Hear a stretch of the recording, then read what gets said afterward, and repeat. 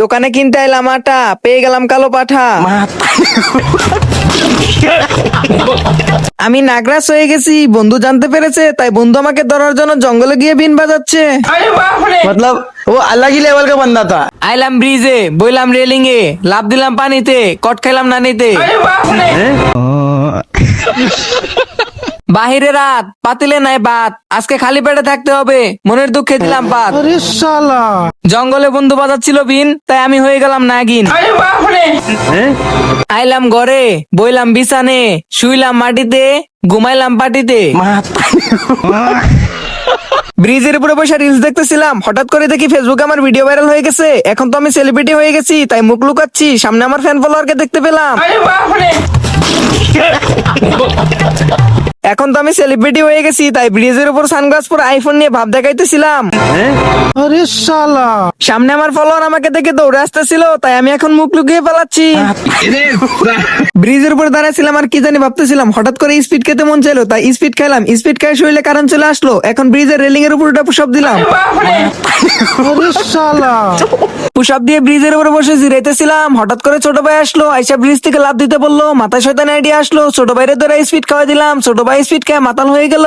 क्या ये क्या बक रहे हो? এখন ছোট ভাইরে ব্রিজ থেকে লাফ দিতে বললাম, ছোট ভাই তো ব্রিজ থেকে উত্তরি পেঁচে দিয়ে দিল। আজকে সাহস করে ব্রিজ থেকে একাই লাফ দিতে আসলাম, কিন্তু পানির দিকে তাকাইতে তো ভয়ে আমার ঘাম ঝরে গেল। মাথায় শয়তানি আইডিয়া আসলো, জাদু করে ছোট ভাইরে আনলাম, ছোট ভাইরে ব্রিজে উঠে দিলাম, তাড়াতাড়ি করে লাফ দিতে বললাম। ছোট ভাই তো ব্রিজ থেকে উত্তরি পেঁচে দিয়ে দিল। अरे साला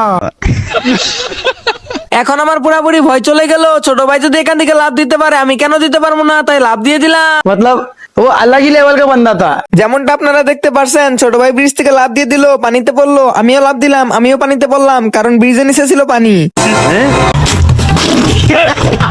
খাটের উপরে শুয়েছিলাম, ঘুম আসতেছিল না, তাই নিচে এসে শুইলাম, নিচেও কোনোভাবে ঘুম আসতেছে না, তাই টুলের উপরে বালিশ রেখে ঘুমাইলাম। ইট চুরি করে নিলাম, বালু চুরি করে নিলাম, নিজে একটা বিল্ডিং বানিয়ে ফেললাম। अरे साला বিল্ডিং এর ছাদের উপরে আসলাম, বন্ধুরও ফোন দিলাম, বন্ধু আসলো, বন্ধুর বিল্ডিং দেখাইলাম, বন্ধুর খুশিতে পিছন দিলে উঠলো। মোরকের ডাক শুনলাম, উঠে দেখি সকাল হয়ে গেছে, তাই হাত পা ঝাঁকি দিলাম, বিছানা গুছাইলাম, আবার ঘুমাইয়া পড়লাম।